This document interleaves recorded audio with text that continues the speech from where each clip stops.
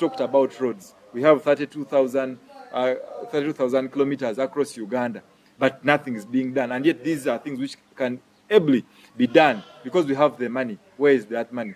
Every year we lose 10 trillion into theft by these NRM operatives or the government officials into corruption. So this money can actually construct these roads within 3 years. So within 3 years, we can have this done and dusted. Every road being tarmacked from here to Bulambuli to a river.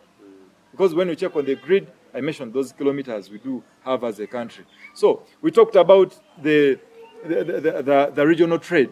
You know how we've been failed. Our perennial crops have been disenfranchised. We can no longer have coffee produced the way it was, because even if you produce, it has to be driven 500 kilometers from Bale to Tungamo for processing. Then from there, they drive it more 500 kilometers back to the border to export. Again, 1,000 kilometers to Mombasa. Where is the business sense in that? So we've been failed. Cotton. We talked about cotton. Our people in Bukedi, our people in Bugisu here, they used to grow cotton. But now, that has also since been seized. We can no longer have it. We talked also about sugarcane plantation. When you're looking for the poorest Musoga, look for sugarcane farmer or grower.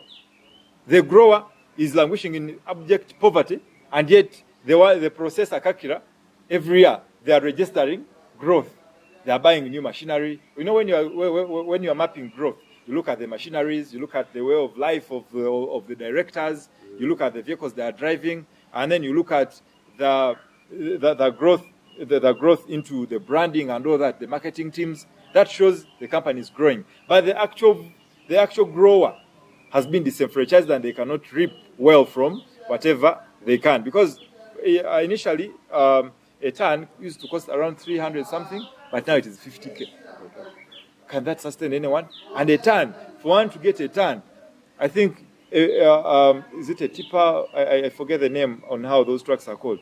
Each of them can only carry maybe 3 tons. So when you see 3 tons moving, you may think this person has made money.